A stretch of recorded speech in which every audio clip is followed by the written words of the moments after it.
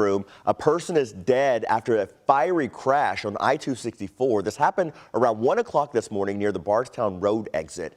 According to investigators, for reasons still unknown at this point, the driver of an SUV lost control, then hit a barrier. The car then burst into flames.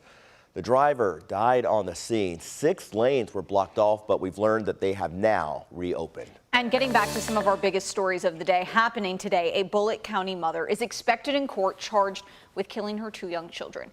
Police arrested 32-year-old Tiffany Lucas yesterday. They say just after 11 a.m., officers were called to Bentwood Drive in Shepherdsville. When they got there, officers found Lucas's 6-year-old and 9-year-old sons both shot. They were taken to Norton Children's Hospital here in Louisville, which is where they died. Right now, Lucas is in custody at the Bullitt County Detention Center. She's expected in court at 9. In our next half hour, we're going to hear from people who live in that area about how they're handling the loss, some of them who knew those 2 boys. And right now, Clark County's former sheriff, Jamie Knoll, is an inmate in the jail he used to oversee. This morning, he faces 15 felony charges and is set to face a judge at some point today. Knoll was arrested yesterday. He's accused of crimes related to his time as sheriff and also outside of the sheriff's office. Among those are theft, misconduct, and ghost employment. WHAS11's Taylor Woods and photojournalist Elijah McKenzie have the story. Indiana State Police arrested former Clark County Sheriff Jamie Knoll. He's charged with 15 felonies, including theft, obstruction of justice, ghost employment, and official misconduct. In a news release, Sheriff Scotty Maples says he discovered a wiretap in the office of the former assistant chief, which had been planted during Jamie Knoll's term. We talked with Clark County residents about the arrest of their former sheriff. It's good that, what he was doing is being looked into and being investigated, but the truth will eventually come out. Maples says Knoll had ordered several Clark County Sheriff's Office employees to work on Knoll's properties while being paid to work at the Sheriff's Office. In August, Indiana State Police conducted multiple search warrants at a home owned by Knoll. It's just disappointing. In a statement, Sheriff Maples also says Knoll allegedly forged documents to get one of his family members, a police officer, a pension that he didn't qualify for. I feel like, he will make him be held accountable for what he's done. He wants to get to the bottom of it and see what's going on. Lalisha Murrell and Jeffersonville residents are stunned, saying public officials like Knoll need to be held to a higher standard, but accountable like everyone else. If we do something or something wrong, you're coming to get us for our bad, but here you are doing all kinds of bad yourself. In Clark County, Taylor Woods, WHAS 11 on your side. This afternoon, Special Prosecutor Richard Hurdle will provide an update into the investigation and arrest of Knoll. That's set for 1:30 in Jeffersonville.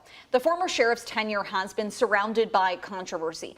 Last year, more than a dozen women filed lawsuits against him for failing to act when they say they were being sexually abused inside the county jail. You can read that story and follow the new developments in this case at WHAS11.com.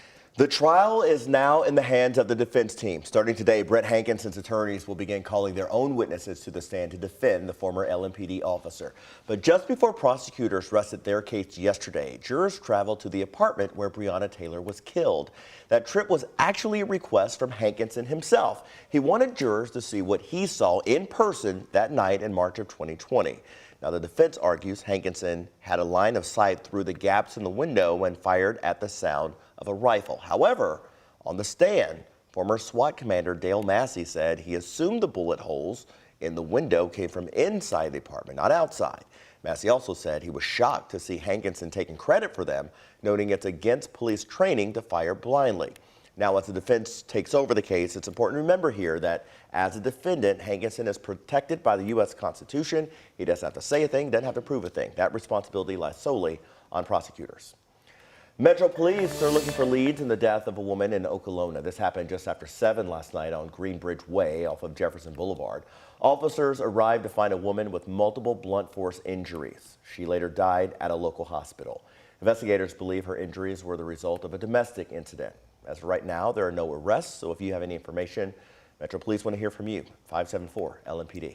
This was a scary situation yesterday for a lot of folks. Police racing to 2 different schools in Louisville on reports of an active shooter inside, only to find out the reports were false.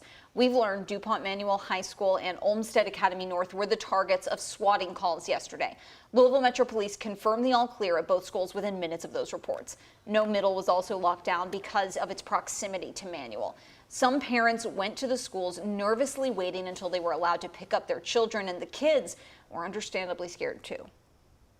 We was on the 3rd floor, so the way that his area is built up, there's a desk. We hid behind his desk.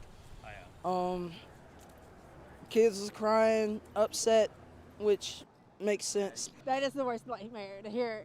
I'm on lockdown, and you know I'm what 15 minutes away maybe, and then you hear, okay, it's a shooter, and then keep going. I'm like, okay, just breathe, calm down. I'm on my way, but then I knew I couldn't get to him at that point. Police say schools in Evansville, Lexington, and Cincinnati all reported similar fake calls. Now they're working to find out where they came from. Once investigators find the person responsible, they say they will be prosecuted.